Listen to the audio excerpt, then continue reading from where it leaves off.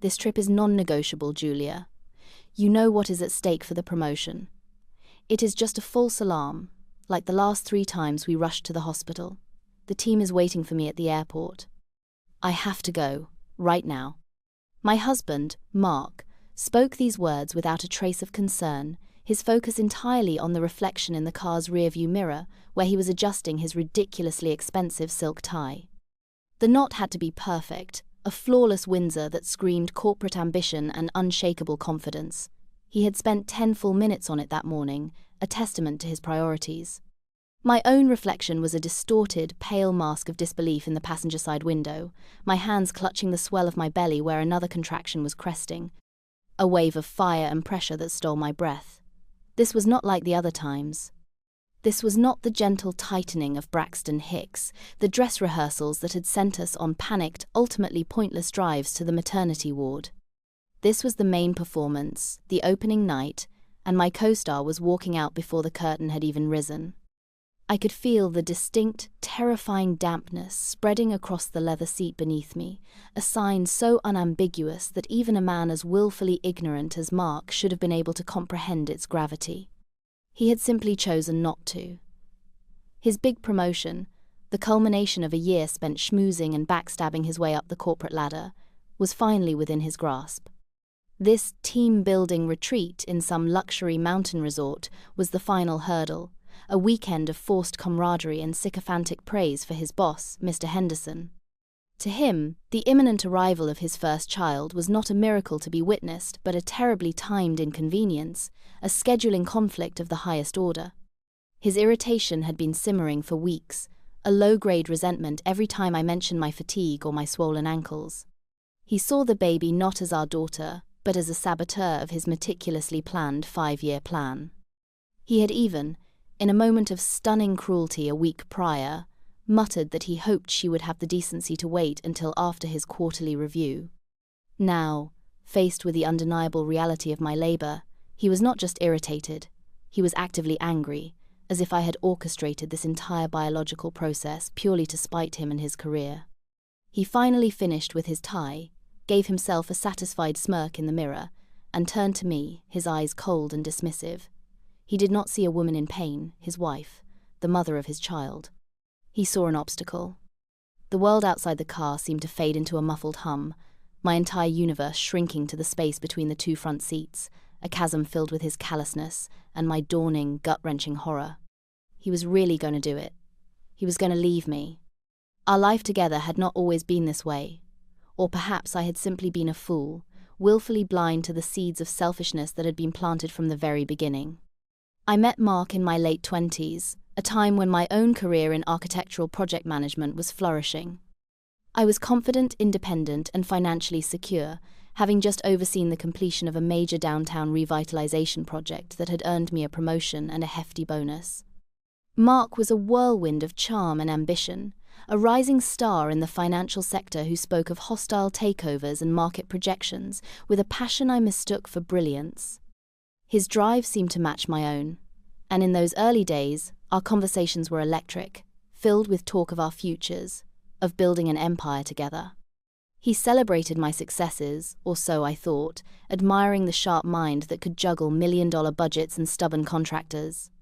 We married within 2 years, a lavish affair funded largely by my own savings and a generous gift from my parents. It was after the wedding that the shift began, so subtle at first that I barely noticed it. He started referring to my work as a cute little hobby in front of his friends. He would mansplain my own field to me at dinner parties, simplifying complex structural engineering concepts with a condescending smirk. The narrative he began to weave was that of the powerful finance husband and his clever but ultimately secondary wife. The true turning point came when he first brought up the idea of starting a family. It was framed not as a shared dream, but as the next logical step in his life plan. A successful man, he explained, needed a family to project an image of stability and gravitas. He needed a wife at home, managing the domestic sphere, so he could be free to conquer the world. He painted a beautiful picture of it, a life where I would not have to deal with the stress of deadlines and boardrooms, where I could focus on creating a perfect home and raising our perfect children. He was so persuasive, so seemingly loving in his arguments, that I allowed myself to be convinced. I was tired, I told myself. I had worked hard for a decade. Maybe a break would be nice. So, I took a step back. I left my firm, cashing out my partnership stake, a considerable sum that Mark immediately suggested we roll into a diversified portfolio under his expert management. "Let me make your money work for you, honey," he had said, patting my hand. "You just focus on nesting." I poured my energy, my creativity, and my life savings into our shared future, trusting him completely. I found the perfect house, a beautiful Victorian that needed significant work, and I managed the renovation myself, using the skills I had honed over my career to transform it into our dream home. All the while, Mark's career soared, fueled by the stable, perfect home life I was providing. He never once acknowledged that my nesting was in fact a full-time project management job in itself. My past professional life was erased, replaced by the role of Mark's supportive wife. The successful woman he had married was now just a reflection of his own success, and he liked it that way. It was a slow, insidious erosion of my identity, a death by 1,000 paper cuts of condescension and dismissal, and I had let it happen, all for a dream of a family that he was now abandoning in a parking garage. The obsession with this particular work retreat had started about 6 months ago, shortly after we found out I was pregnant. It was all Mark could talk about. Mr. Henderson, his godlike boss, was taking his top 3 senior associates to an exclusive resort in the mountains for a weekend of strategic planning and leadership development. In reality, it was a contest. The associate who impressed Henderson the most would be named the new vice president of acquisitions. The promotion came with a staggering salary, a corner office, and, most importantly to Mark, the corporate prestige he craved more than air. He spoke of the other 2 candidates, Richards and Peterson, with a mixture of contempt and anxiety, dissecting their weaknesses and plotting how to exploit them. But he spoke of his other colleague, Chloe, with a different tone entirely. Chloe was the 4th member of their team, a junior analyst who was, in Mark's words, incredibly sharp and dedicated. She was his protégé, his right hand. He mentioned her constantly. Chloe agrees with my projection model. Chloe and I pulled an all-nighter to get the Henderson proposal perfect. Chloe thinks I'm a shoo-in for the VP spot. There, late-night texting sessions, which he always dismissed as work emergencies, became more frequent. He would angle his phone away from me, a small, almost unconscious gesture that screamed guilt. When I once asked who he was messaging so late, he snapped at me, accusing me of being a paranoid, hormonal pregnant woman. The name Chloe was always on his lips, a constant, buzzing presence in our home. She was the one who truly understood the pressures he was under, the one who appreciated his genius. I, on the other hand, was the one who was sick in the mornings, who asked him to pick up prenatal vitamins, who represented the tedious, unglamorous reality of domestic life that was encroaching on his grand ambitions. The pregnancy itself became a source of profound irritation for him. My doctor's appointments were interruptions. My inability to attend his stuffy corporate dinners in my 3rd trimester was unsupportive. He seemed to view our impending daughter as a rival for my attention he felt should be solely focused on him and his career. The red flags were not just red, they were giant, waving crimson banners, and I was standing in the middle of the parade, pretending it was just a festive breeze. A part of me knew something was deeply wrong, but the part that had invested everything into this marriage, the part that was carrying his child, desperately wanted to be mistaken. I clung to the hope that once the baby arrived, the old Mark, the one I had fallen in love with, would re-emerge. I told myself his stress over the promotion was making him act this way, that everything would be different once the pressure was off. It was a flimsy shield of denial, and it was about to be shattered into a million pieces. The financial entanglement was the chain Mark had forged to bind me to him, link by heavy link, all under the guise of love and protection. Shortly after we were married, he had sat me down for what he called a financial summit. He spread out charts and graphs on our dining room table, speaking in a low, serious tone about maximizing our assets and planning for our future. It was incredibly performative, designed to make him look like a financial wizard and me like a novice in need of guidance. He convinced me to liquidate a portfolio of stocks I had inherited from my grandmother, a significant sum that had been carefully managed and had grown steadily for years. "It's too conservative, Julia," he had said, shaking his head with faux pity. "We can get a much better return if we're more aggressive. Trust me, this is my world." And so I trusted him. I signed the papers, and the money vanished from my personal account, reappearing in a newly created joint investment fund that he alone controlled.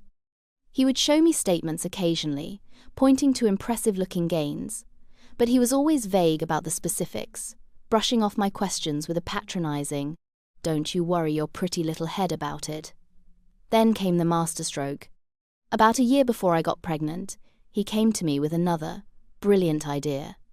He wanted to form a limited liability company, a corporate entity he called MJ Holdings. The purpose, he explained, was for tax efficiency and liability protection.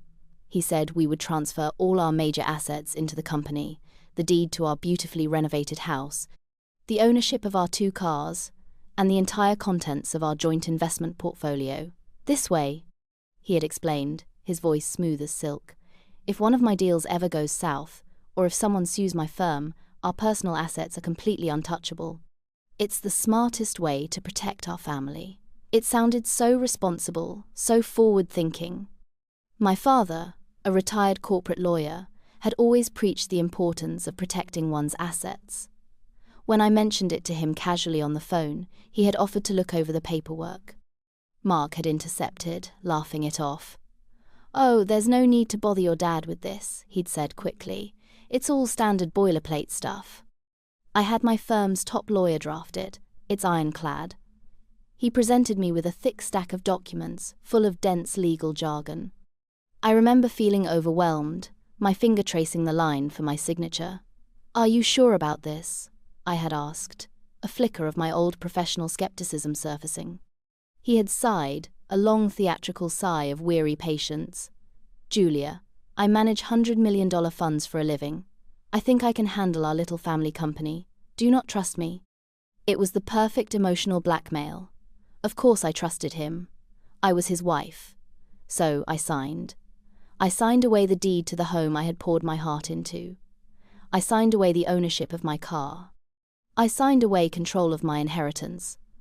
I signed my entire life over to MJ Holdings, an entity where I was technically a partner, but in reality, I was just a name on a page. I had no login to the accounts, no say in the investments. I had handed him the keys to my kingdom, and he had graciously accepted them, all while telling me he was doing it for my own good. He had not just convinced me to leave my career, he had systematically stripped me of my financial independence, leaving me completely terrifyingly dependent on his goodwill, a goodwill that had just run out. The final days leading up to the retreat were thick, with a tension so palpable it felt like the air had turned to syrup. My due date had come and gone a week earlier, and I was living in a state of suspended animation, every twinge and ache sending a jolt of anxious hope through me. My doctor, a kind, no-nonsense woman named Dr. Evans, had examined me 2 days before Mark was scheduled to leave. "You are 100% effaced, and 3 centimeters dilated, Julia," she had said, her eyes serious. "This baby is coming, and it's coming soon. I would be very surprised if you make it through the weekend. Your husband should not be going anywhere." I relayed this information to Mark that evening as he was packing. He was standing in front of his open suitcase, carefully folding a new set of outrageously expensive golf shirts. He didn't even look at me. "She's just being overly cautious," he said, his voice clipped with annoyance. "Those doctors always predict the worst-case scenario. You're fine. You'll probably go another week." His denial was absolute, a brick wall I couldn't seem to penetrate. He was more interested in the state of his new luggage, a sleek, graphite-coloured set that had cost more than our first couch. He polished a small scuff mark with the sleeve of his shirt, his brow furrowed in concentration. The constant pinging of his phone provided a maddening soundtrack to his preparations. It was Chloe, of course.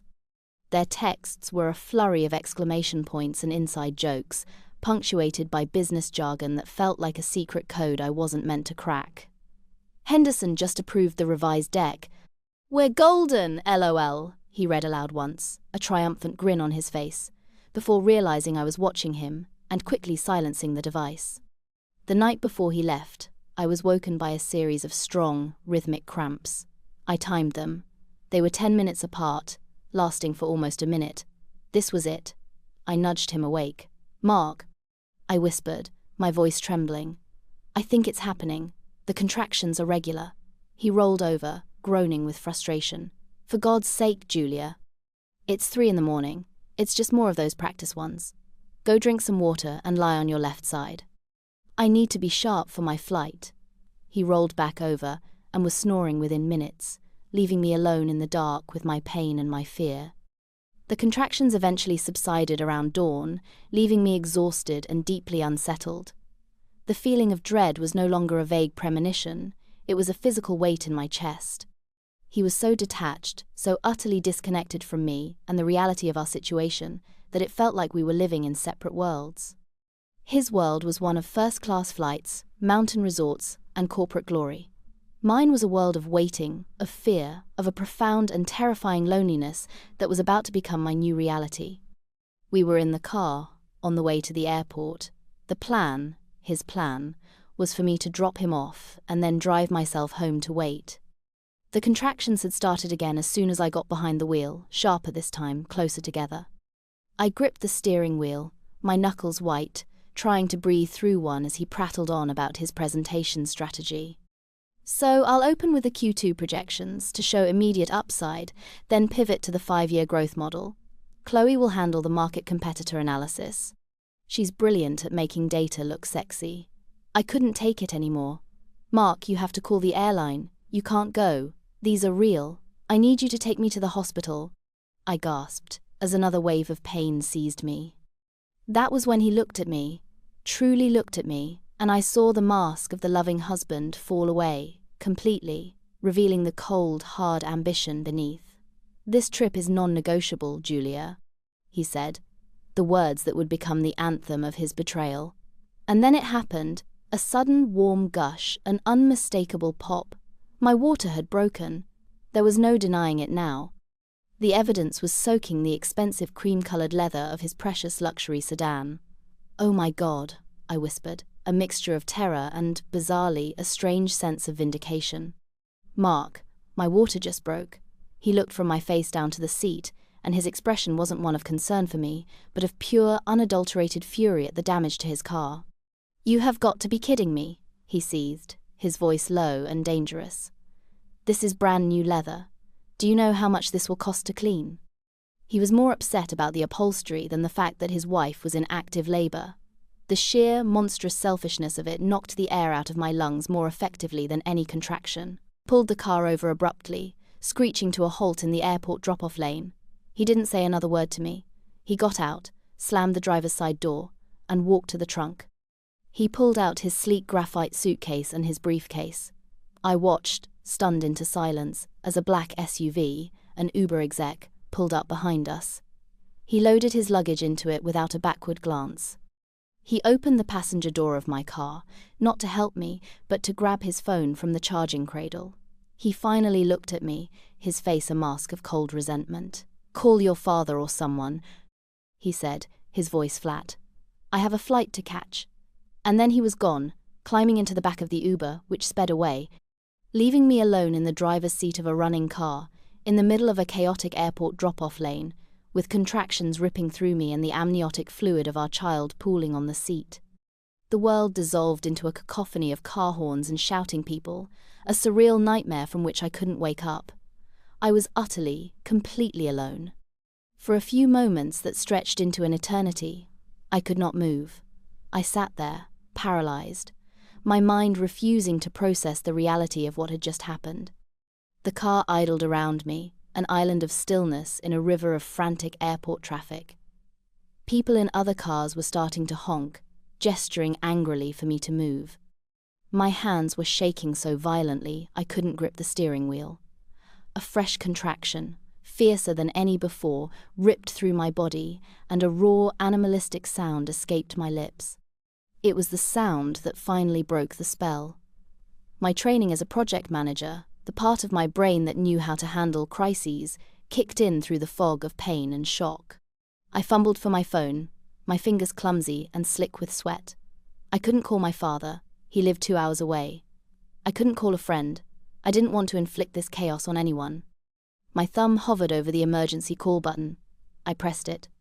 The voice of the 911 operator was calm, a lifeline in the swirling madness. 911, what is your emergency? I could barely speak. I'm at the airport, the departures terminal. I'm in labor. My husband, he left me. The operator's professional calm faltered for a fraction of a second. He left you, Mom? Yes, I sobbed. He got in an Uber. He had a flight. She quickly recovered. Okay, Mom, an ambulance is on its way. What kind of car are you in? I described the car, the license plate, my voice cracking. She stayed on the line with me, her steady voice a small anchor in the storm, talking me through my breathing as the contractions came faster and harder. The flashing lights of the ambulance appeared within minutes, parting the sea of cars. 2 paramedics, a man and a woman, were at my car door. Their faces were a mixture of professional concern and utter disbelief as they took in the scene. A heavily pregnant woman, alone, sobbing in the driver's seat. They helped me out of the car and onto a gurney, with a gentleness that felt so profound after Mark's cruelty that it made me cry harder. The journey to the hospital was a blur of sirens, pain, and humiliation. I was a spectacle, the abandoned pregnant wife. The nurses at the maternity ward were kind, their eyes full of a pity that felt like acid on my raw nerves. They hooked me up to monitors, their movements efficient and practiced. They asked for my husband's contact information. I gave them his cell number, knowing it was futile. I tried calling him myself, again and again, straight to voicemail every time. His phone was either off or on airplane mode.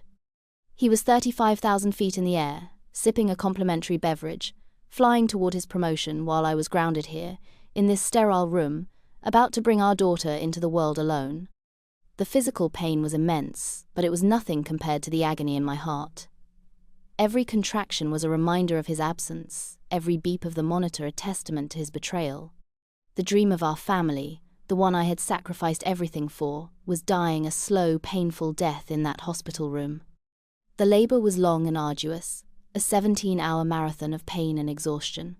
The nurses were my only coaches, their encouraging words a poor substitute for the hand I was supposed to be holding. I thought of Mark constantly, not with longing, but with a growing, hardening anger. I imagined him landing, checking into his luxurious hotel room, perhaps sharing a laugh with Chloe over the ridiculous story of his hysterical, attention-seeking wife. Did he feel a single shred of guilt? A flicker of concern? Or was I already a forgotten inconvenience? Finally, after hours that felt like days, the time came. The doctor came in, and with a final, monumental effort, I brought my daughter into the world. They placed her on my chest, a tiny, wailing, perfect creature with a full head of dark hair, just like mine. I looked at her, and the world shifted. The anger, the pain, the betrayal, it all momentarily faded, replaced by a wave of love so fierce and primal it left me breathless. This was Lily, my Lily, and she was here. I held her, tears streaming down my face, a mix of pure, unadulterated joy and the most profound sorrow I had ever known. This perfect moment, the one we were supposed to share, was mine alone. The loneliness of it was a physical ache, a hollow space in the room where he should have been. A nurse came in a few hours later, a sympathetic look on her face. "Your phone has a new message," she said softly. It was a text from Mark. It had been sent 2 hours after Lily was born. It read, "Landed safely, big presentation tomorrow, can't talk, hope you're okay." Not, "How are you?" Not, "What happened?" Not, "Is the baby here?" Just, "Hope you're okay." A 4-word dismissal of the most significant event of our lives. It was then that the last vestiges of the woman who loved Mark died. The woman who made excuses for him, who forgave his selfishness, who believed in his potential for goodness, she ceased to exist. In her place, something new was beginning to form. Something cold, hard, and resolute. I looked down at the beautiful, innocent baby sleeping on my chest, She deserved better. She deserved a mother who would fight for her, a mother who would protect her, and she deserved a father who was not a monster. Since she did not have one, I would have to make sure the monster who had fathered her would never be able to hurt either of us again. I saved the text message. It was the first piece of evidence. I typed back a simple reply, my fingers steady. Lily was born at 7:42 this evening, 7 pounds 8 ounces. We are both fine. Then I turned off my phone. The conversation was over. A war was just beginning. My father arrived the next morning. He walked into the hospital room looking like a thundercloud, his face a grim mask of fury. At 65, he was still an imposing figure, a retired corporate lawyer who had spent 40 years eviscerating his opponents in boardrooms and courtrooms. He had never been Mark's biggest fan, always seeing a sliver of the opportunist beneath the charm, but he had tolerated him for my sake. That tolerance was now visibly, seismically gone. He didn't say a word at first. He just walked over to the bassinet, looked down at his new granddaughter, and a single tear traced a path down his weathered cheek. He then came to my bedside, took my hand, and his voice was thick with emotion when he finally spoke. "I will destroy him, Julia," he said. And it was not a threat, it was a statement of fact. I spent the next hour telling him everything, the words pouring out of me in a torrent of grief and rage. I told him about the car, the Uber, the text message. I told him about the constant mentions of Chloe, the dismissal of my pregnancy, the financial arrangements, the MJ Holdings Company. I confessed how I had blindly signed everything, how I had allowed Mark to systematically strip away my independence. My father listened without interruption, his expression growing colder and more calculating with every word. The comforting father was receding, and the ruthless lawyer was taking his place. His eyes, which had been soft with love for his granddaughter, now glinted with the hard, sharp light of strategic combat. He wasn't just here to offer a shoulder to cry on, he was here to draft a battle plan. "Where are the documents for this holding company?" he asked, his voice now crisp and professional. "The incorporation papers, the operating agreement. Everything."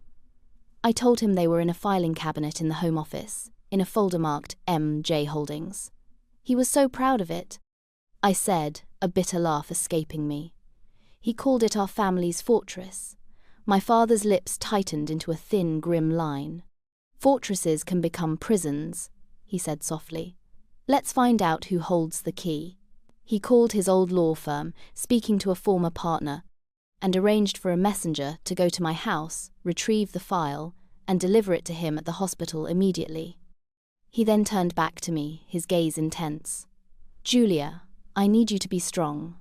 The next few weeks are going to be difficult, but I promise you, when the dust settles, you and Lily will be safe, and he will be left with nothing but the consequences of his own arrogance." In that moment, seeing the steel in my father's eyes, I felt the first real flicker of hope. I was not just a victim anymore. I had an ally, and my ally was a shark who had just smelled blood in the water. The messenger arrived 2 hours later with a thick manila folder. My father dismissed him with a crisp thank you and immediately spread the contents across the small rolling table that held my hospital lunch. He pored over the documents, his reading glasses perched on the end of his nose, his finger tracing lines of dense legalese. I watched him, my heart pounding. Lily was asleep in her bassinet, a picture of peaceful innocence in the midst of the brewing storm.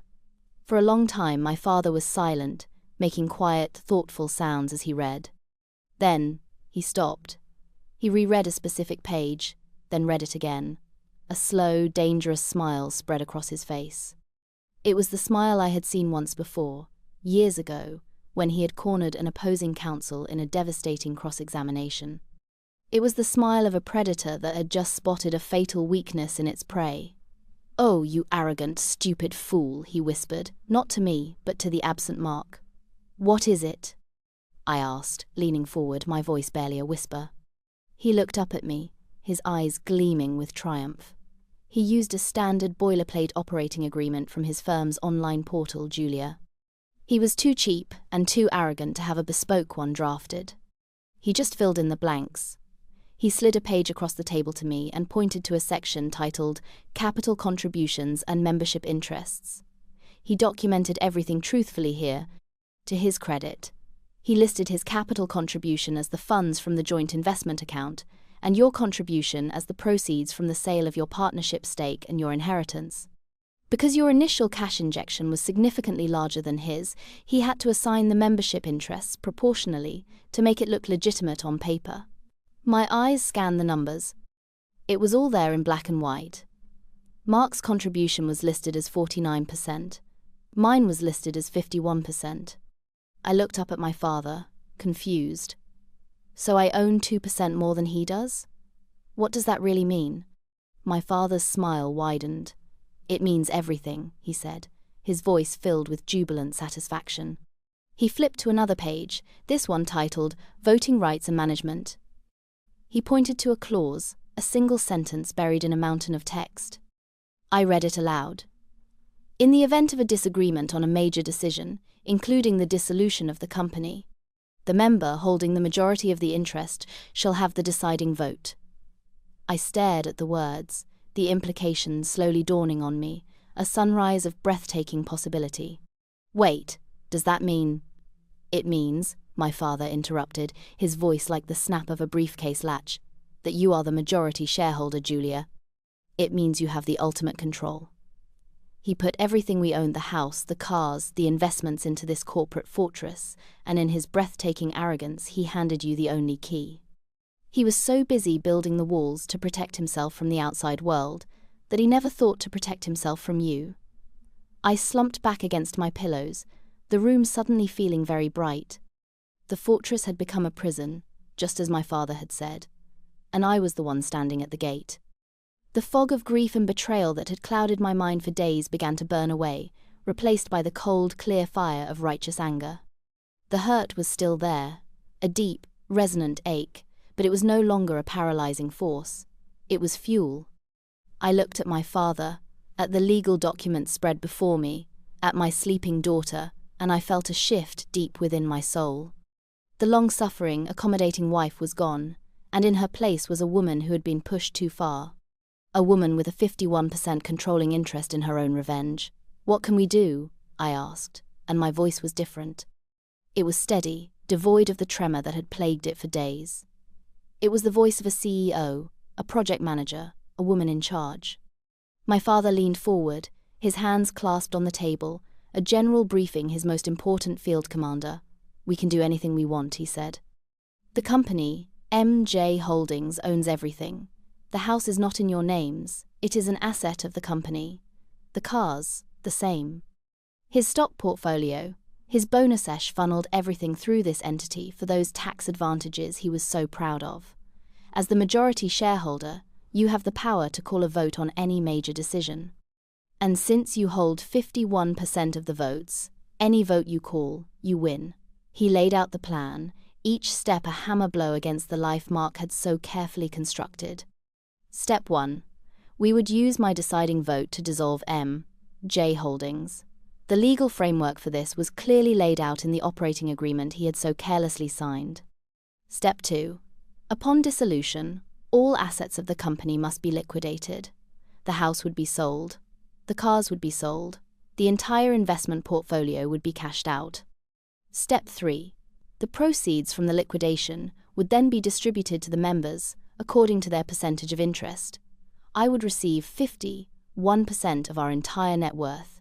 He would receive 49%, but it got even better. Before that distribution, my father added, his eyes glinting, the company must settle all its debts. And I believe our Mr. Mark has been using company assets for some rather unbusinesslike expenditures. The plan was beautiful in its brutal simplicity. It was not just a divorce, it was a corporate takeover of our marriage. I would not be the weeping wife begging for scraps in a settlement. I would be the majority shareholder executing a hostile dissolution, legally and methodically dismantling the man who had abandoned me. There was no room for him to argue, no loophole for him to exploit. He would be bound by the very document he had used to entrap me. The irony was so exquisite it was almost poetic. His greatest weapon, the symbol of his financial control over me, had become the instrument of his own destruction. We'll need a lawyer, I said. Not just any lawyer. Already on it, my father replied, pulling out his phone. "I'm calling Eleanor Vance. You remember her? She handled the Sterling merger." They called her the shark in Chanel. "She will find this case stimulating." I felt a smile touch my lips for the first time in what felt like a lifetime. It was not a happy smile. It was a sharp, dangerous thing. Mark had wanted me to be a homemaker, a quiet, supportive figure in the background. He had underestimated me. He had forgotten who I was before I met him, a woman who managed multi-million-dollar projects, who could read a blueprint and a balance sheet with equal skill. He had woken a sleeping giant. And now, I was going to manage the most important project of my life, the complete and utter demolition of his. The first order of business, conducted from my hospital bed with a laptop my father had brought me, was to gather the ammunition. While my father briefed Eleanor Vance over the phone, I began a deep dive into our finances, a forensic excavation of the last year of our lives. Mark had given me access to the online portals for our joint credit cards and bank accounts years ago, mostly so I could handle the household bills. He never bothered to change the passwords, secure in his belief that I was too clueless or too uninterested to ever scrutinize his spending. It was another fatal miscalculation. I logged into the main joint credit card account, the one he used for all his business expenses, and began to scroll through the statements. It was a digital diary of his deceit. The charges for the work trip were all there, laid out in damning detail. 2 first-class round-trip tickets to Aspen, purchased 3 months in advance. The name on the second ticket was not Richards or Peterson.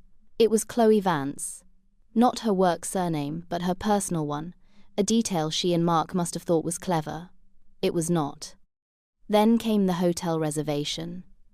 Not 2 separate rooms at the corporate-approved lodge with the rest of the team. It was a single reservation at a different hotel, a 5-star boutique resort famous for its romantic ambiance. The booking was for the honeymoon suite, a palatial room with a private hot tub and a king-sized bed, for 5 nights. The total charge was over $15,000. I felt a cold, sick feeling in my stomach, but it was quickly replaced by a wave of icy resolve. I downloaded the statement as a PDF. Then I found the ancillary charges from the resort, which had started posting that very day. A charge from the hotel's most exclusive restaurant for dinner for 2, with a $300 bottle of champagne. A charge from Alpine Spa Services for a couple's deep tissue massage. He was not just cheating on me. He was not just abandoning me during childbirth. He was funding a lavish romantic getaway with his mistress using our shared money that included my inheritance from the grandmother who had adored me. He was spending my family's legacy on a sordid affair while I was in a hospital bed, alone. The sheer audacity of it was breathtaking. I kept digging, going back months. I found charges for expensive jewelry from Tiffany Co., delivered not to our home, but to an address near his office. I found hotel rooms booked for single nights in our own city. I found dozens of dinners at fancy restaurants I had never been to, always for 2. I compiled every single charge, creating a meticulous spreadsheet, cross-referencing dates with his work calendar and his late nights at the office. By the time my father finished his call with Eleanor, I had a comprehensive, documented history of his affair, complete with dates, locations, and exact dollar amounts. It totaled over $50,000 in misappropriated joint funds. I showed the spreadsheet to my father. He scrolled through it, his expression grim. "This is not just grounds for divorce, Julia," he said quietly. "This is embezzlement." He used company-earmarked joint funds for personal gain with no business purpose. "When we dissolve M.J. Holdings, we will present this as a debt owed to the company by one of its members. His 49% share will be used to pay it back before he sees a single dime." The trap was not just set, it was now baited with his own arrogance and deceit. Eleanor Vance was everything my father had promised and more. She swept into my hospital room the next day, a chic, silver-haired woman in a perfectly tailored Armani suit, radiating an aura of lethal competence. She smelled of expensive perfume and victory. She listened to the entire story, her eyes, the color of polished slate, never leaving my face. She reviewed the documents my father had prepared and the spreadsheet I had created. She did not offer condolences or sympathy. She offered a strategy. "This is beautiful," she said, her voice a low purr, as she looked at the MJ Holdings operating agreement. It's a classic case of what we call hubris-based self-immolation. He built his own funeral pyre. We just have to light the match. We spent the next 2 days, while I recovered and learned to care for my newborn daughter, turning my hospital room into a war room. Eleanor's paralegals came and went with documents to be signed. We drafted the divorce petition, citing adultery and financial malfeasance.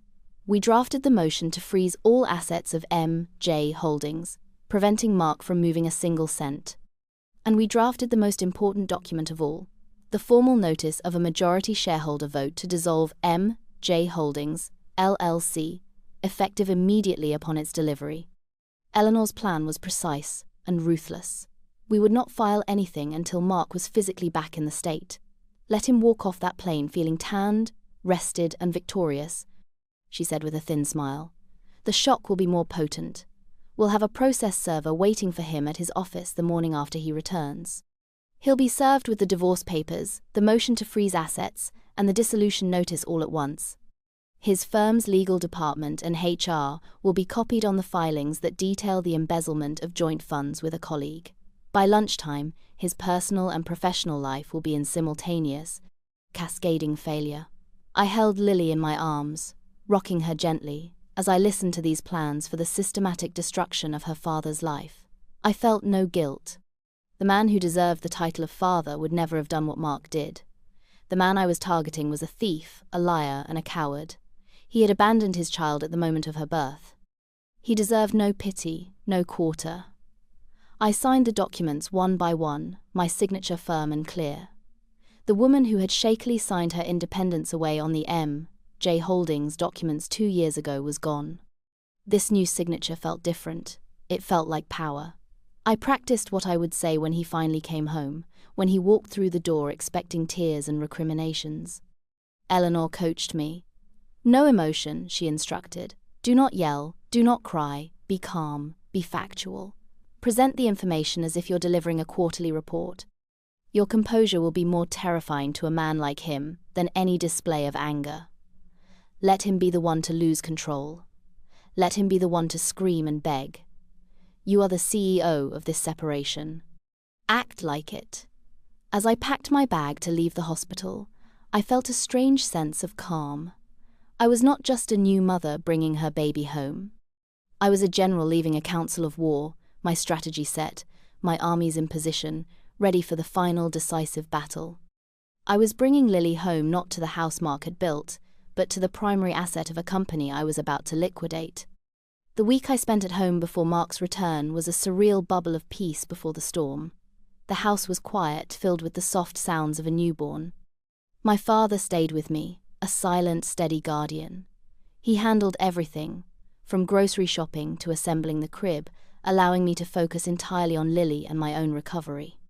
In the evenings, after the baby was asleep, we would sit in the living room and review our strategy, like 2 chess players anticipating every possible move and countermove from our opponent. We role-played the inevitable confrontation.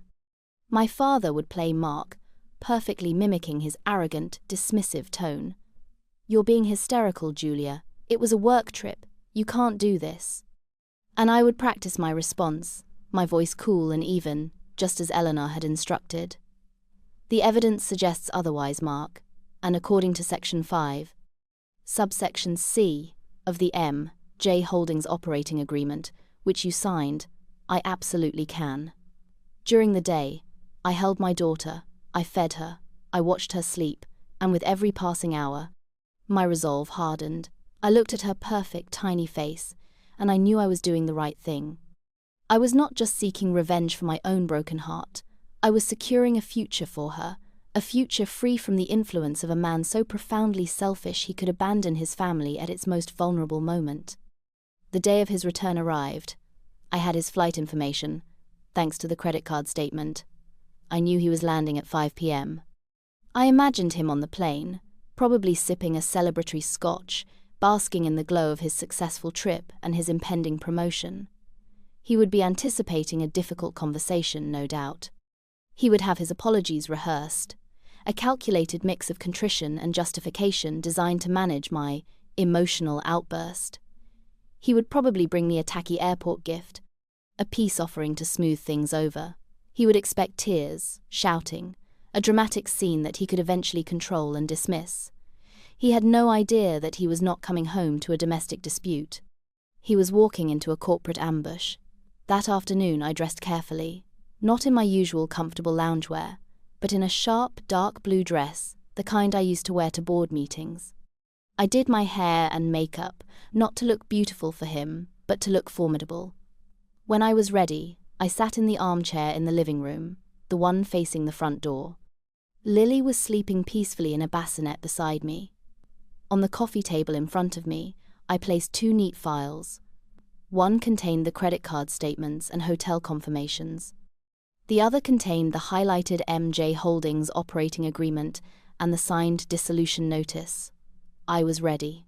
The house was silent, waiting. The air was still, heavy with unspoken words and imminent devastation. At 6:15, I heard his key in the lock. The door opened and he walked in.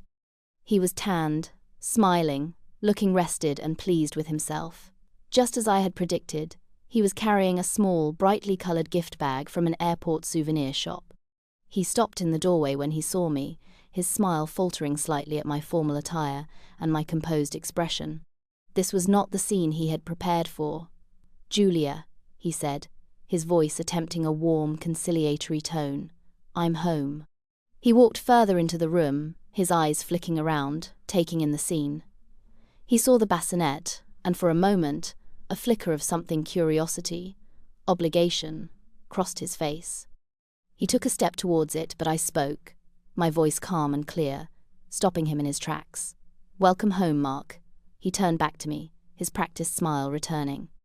"I know you're angry," he began, launching into his pre-rehearsed script, "and you have every right to be. It was an impossible situation, and I am so sorry. The promotion was on the line, and Henderson, he doesn't tolerate any excuses. But I'm here now. We can move past this. I even brought a little something for the baby." He held up the tacky gift bag. It had a cartoon bear on it. I ignored it completely. I gestured to the empty armchair opposite me. "Sit down, Mark. There are a few things we need to discuss." He hesitated, clearly thrown off balance by my lack of hysterics. He had come prepared for a storm, not this icy calm. He sat down warily, placing the gift bag on the floor beside him. He looked like a man who had walked into the wrong meeting. "Before you get comfortable," I said, my voice as level as a sheet of glass, "you should know that I have filed for divorce." The words hung in the air between us. His face went through a rapid series of expressions: shock, disbelief, and then, finally, amusement. A short, barking laugh escaped him. "Oh, Julia, don't be so dramatic. You're emotional. You just had a baby. We're not getting a divorce because I had to take a work trip." He leaned forward, adopting his familiar, condescending tone. "You can't afford to divorce me. Think about it. You have no job, no income. Everything is tied up in my name, in my success. You'd be left with nothing." It was the exact response Eleanor and my father had predicted. The arrogance, the absolute certainty of his own superiority and my dependence. He genuinely believed he held all the cards. I let his words hang in the silence for a long moment, letting him savor his perceived victory. Then, I slowly, deliberately, reached for the first file on the coffee table. I pushed it across the polished wood surface towards him. It stopped directly in front of him. "I think you'll find," I said, my voice dropping a fraction, "that the financial arrangements are the least of your worries. Why don't you start by reviewing these?" He looked down at the file, a frown creasing his brow. He opened it reluctantly, as if it were a tiresome piece of administrative work. His eyes scanned the first page, a printout of the airline booking. I watched as the colour drained from his tanned face. He flipped the page to the hotel confirmation for the honeymoon suite at the 5-star resort. His jaw went slack. He quickly shuffled through the next few pages, seeing the dinner receipts, the spa treatments for two, the name Chloe Vance appearing again and again. The mask of calm condescension shattered, replaced by raw panic.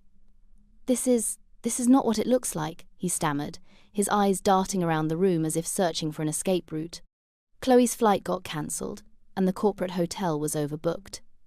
We had to share a suite. It was all completely professional. I can explain everything. The lies were clumsy, pathetic, the desperate flailing of a man caught in a net of his own making.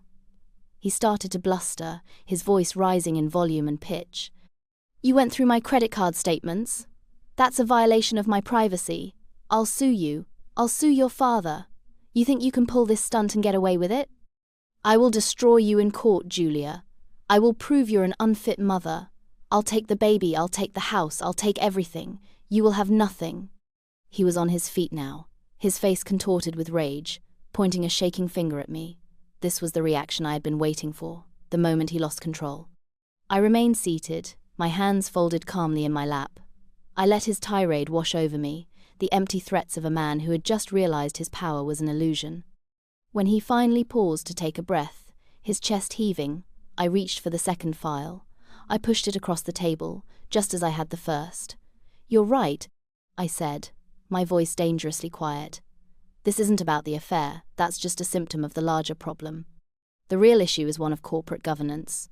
He stared at the second file as if it were a venomous snake. "What the hell is that?" he spat. "That," I replied, "is a copy of the operating agreement for M.J. Holdings, LLC, the company you created. The company that owns this house, your car, my car, and your entire investment portfolio. I suggest you turn to page 7, section 5, subsection C, the part about voting rights. I've highlighted it for you." He snatched the file and ripped it open. He found the highlighted section. I watched as he read the words, his lips moving silently. I watched as the full, catastrophic implication of that single sentence dawned on him.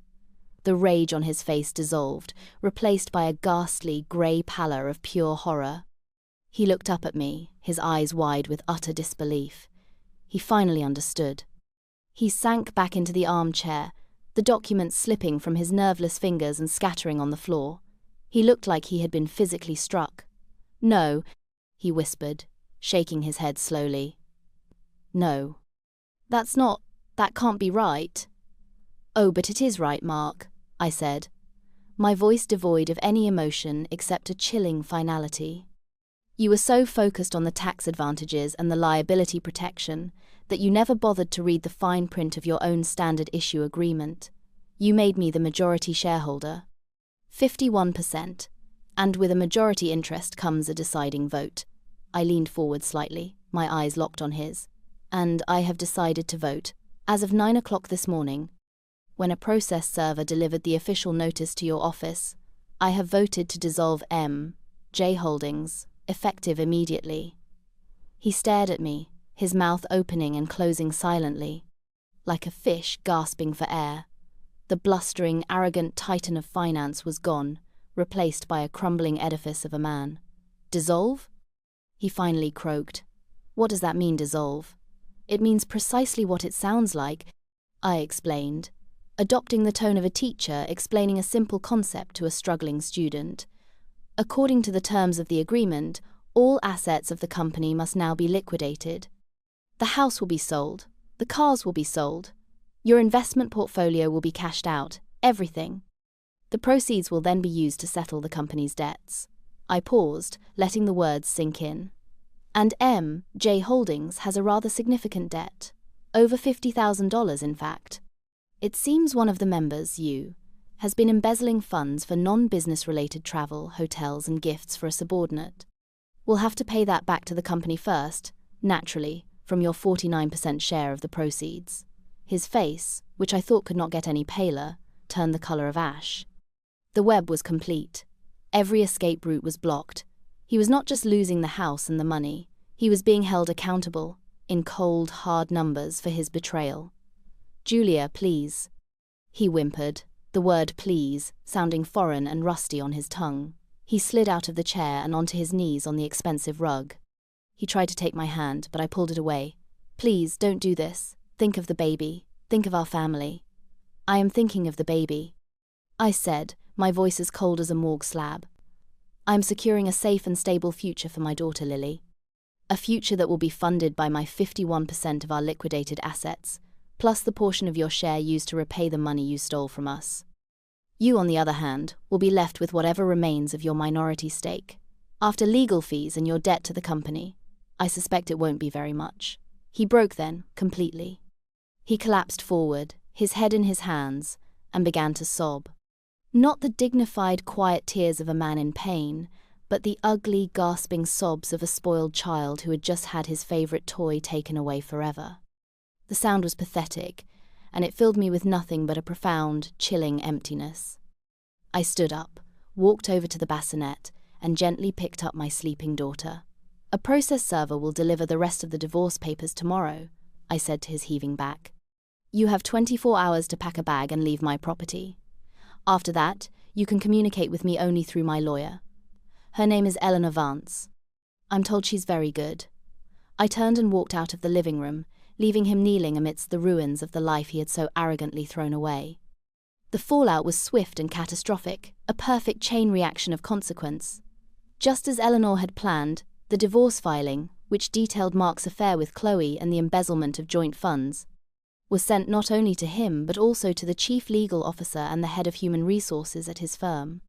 The team-building retreat he had sacrificed his family for became the catalyst for his professional execution. The firm, a publicly traded company obsessed with its image and terrified of scandal, acted immediately. Mark was suspended without pay pending a formal investigation, a corporate euphemism for "you're fired, we just need to get the paperwork in order." He was locked out of his email, his access to the building was revoked, and his company phone was remotely wiped. The promotion to vice president, the prize he had coveted above all else, evaporated into thin air. It went to Richards, the colleague Mark had openly mocked for being a plodding family man. The irony was so thick I could have choked on it. The investigation, of course, was a mere formality. The evidence I had compiled, the credit card statements, the hotel booking for a honeymoon suite, the spa receipts, was irrefutable.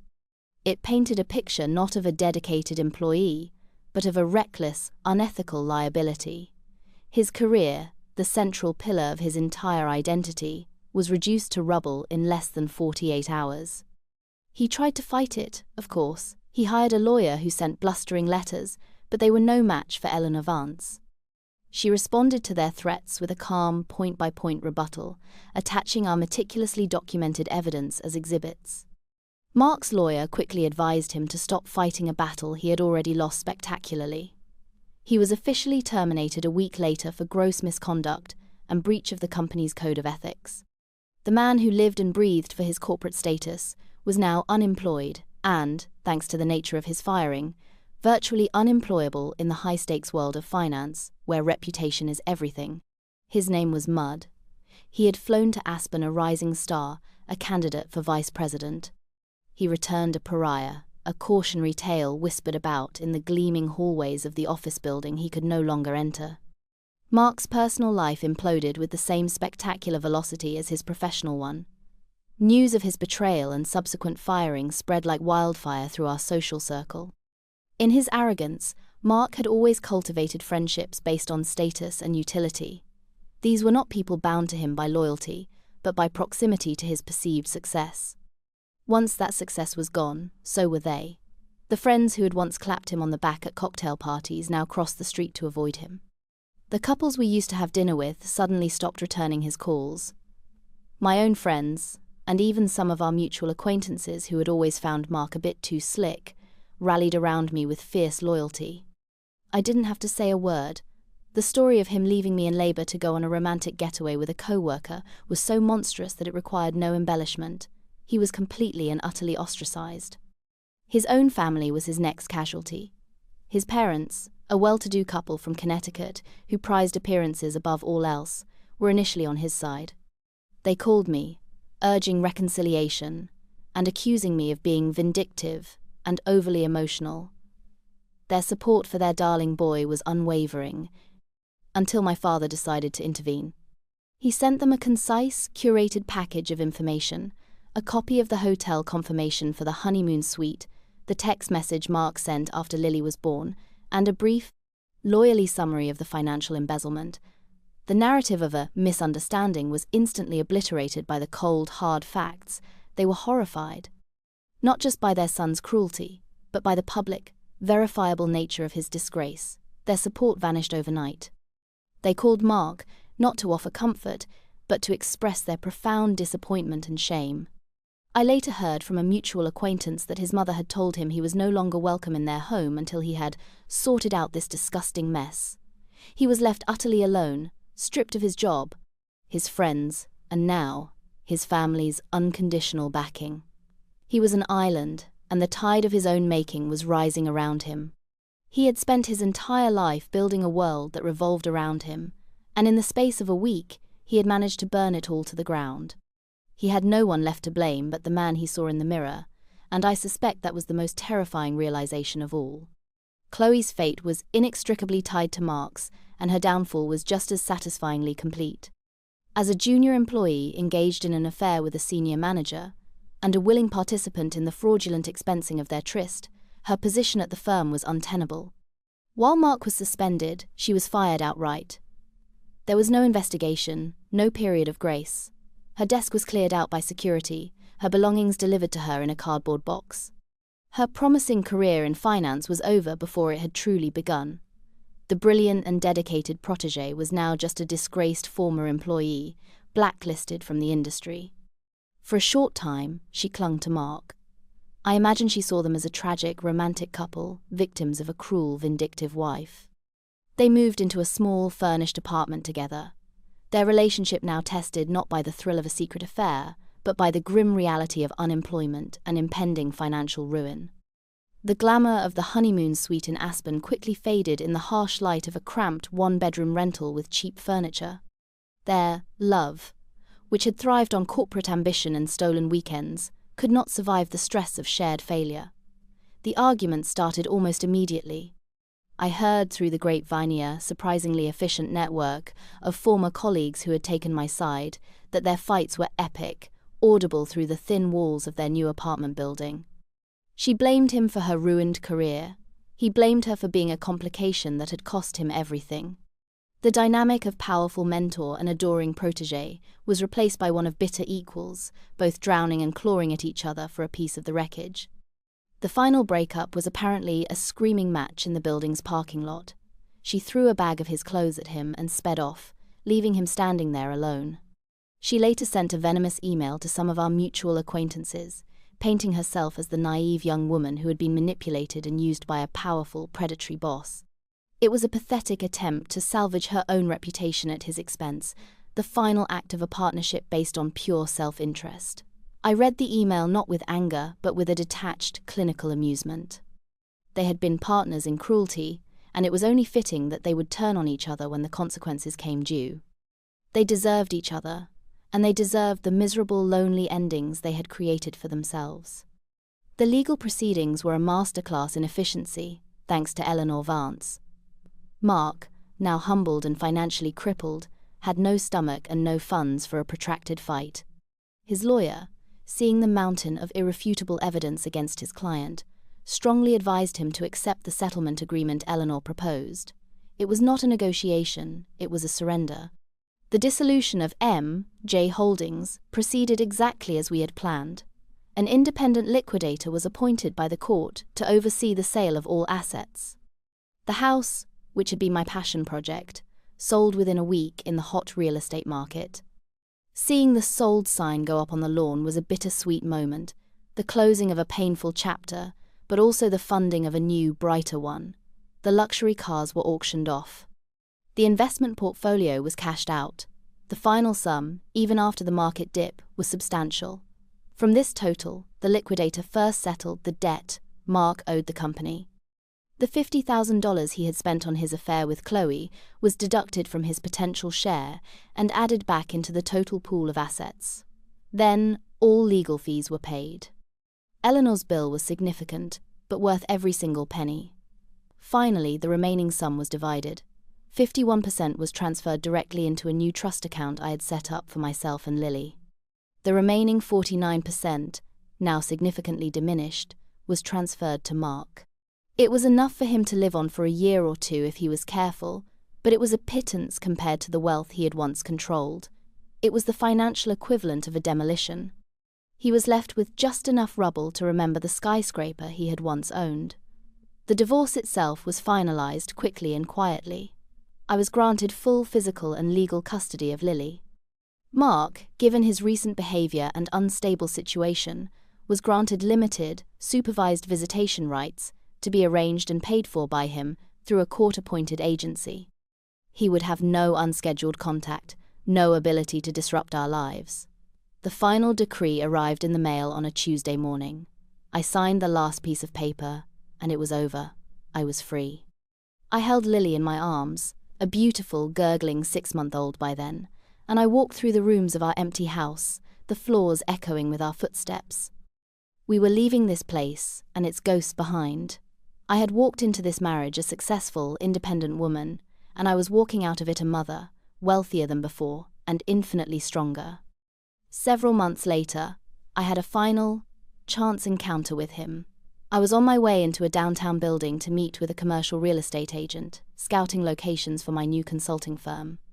Lily was with me, strapped snugly to my chest in a baby carrier.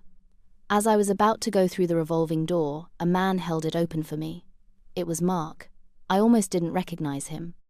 The tailored suit and confident swagger were gone, replaced by worn-out jeans, a frayed jacket, and the slumped shoulders of a defeated man. He looked thin, tired, and years older. The arrogant glint in his eyes had been replaced by a haunted, hollow look. He stared at me, then at the baby on my chest, and a wave of complicated emotions washed over his face. Shame, regret, and a desperate, pathetic longing. "Julia," he said, his voice raspy. She's beautiful." I simply nodded, my expression neutral. I did not want to give him an inch of emotional ground. Can I just hold her? For a second?" he asked, his voice cracking. He reached out a hesitant hand, not toward the baby, but as if to touch my arm. I took a small step back, out of his reach. The power dynamic between us had been so completely and permanently inverted that it felt like a law of physics. He was the supplicant, I was the one in control. "Mark," I said, my voice polite but firm, the voice you would use with a stranger who had mistaken you for someone else. "As per the court order, all contact regarding Lily must be arranged through the Family Visitation Center. You have the number. Please don't approach me on the street again." His face crumpled. The last sliver of hope in his eyes died. He understood. There was no way back. There was no appeal. I was not his wife anymore. I was not the woman whose heart he had broken. I was a legal boundary he was not permitted to cross. He just nodded, a jerky, defeated movement, and stepped away from the door, letting it swing shut between us. I walked into the gleaming lobby of the building, without a backward glance, the soft weight of my daughter, a warm, comforting presence against my chest. I did not feel triumph, or even pity. I felt nothing at all. He was simply a man I used to know, a closed chapter in a book I was no longer reading. My future was ahead of me, in this building, in the plans for my new business, in the beautiful child I was raising on my own. He had no part in it. A year after the day he left me in that car, my life was unrecognizable in the best possible way. I had bought a new house, a stunning modern townhome in a vibrant, family-friendly neighborhood. It was smaller than the Victorian monstrosity, but it was mine, purchased with my own money, in my own name. It was filled with light, contemporary art, and the sound of my daughter's happy babbling. The ghosts of my old life had been thoroughly exorcised. I had also launched my business, JL Consulting, specializing in high-end residential and boutique commercial project management. The L was for Lily. The seed money from the settlement, which was substantial, allowed me to start strong. I hired a small, brilliant team, and my reputation from my old career, combined with a renewed, ferocious drive, meant that business was booming. I was doing the work I loved, on my own terms, with a flexibility that allowed me to be present for my daughter. I was not just surviving, I was thriving, professionally and financially, in a way that Mark, in his narrow vision of success, could never have imagined for me. My days were full and joyful. Mornings were for client meetings and site visits. Afternoons were for park outings and playdates with Lily. Evenings were for quiet time after she was asleep, where I could work on proposals or simply enjoy a glass of wine on my balcony, overlooking the city lights. I had built a life that was rich, independent, and entirely of my own design. I was the architect of my own happiness, and the foundation was solid. I had reconnected with old friends and made new ones, mostly other mothers from my neighborhood. My relationship with my father had deepened into a beautiful partnership. He was a doting grandfather and my most trusted business advisor. My world was full of love, support, and genuine connection, all things that had been conspicuously absent in the final years of my marriage. The woman who had been so lost and broken in that hospital room felt like a distant memory, a stranger I pitied but no longer identified with. The betrayal that was meant to break me had, in fact, been the catalyst for my rebirth. I often thought about the woman I was before, the one who had so willingly submerged her own identity into her husband's. I didn't blame her. She had been sold a dream, a seductive fantasy of partnership and family, and she had invested in it with her whole heart. I understood her choices, but I was so profoundly grateful not to be her anymore. The crucible of Mark's betrayal had burned away all my illusions, all my accommodating tendencies, all my willingness to be underestimated. It had forged me into someone stronger, sharper, and more self-aware than I had ever been. The pain had been a refining fire, and I had emerged from it not scarred but tempered like steel. I no longer feared being alone. I cherished my independence. I no longer sought validation from a partner.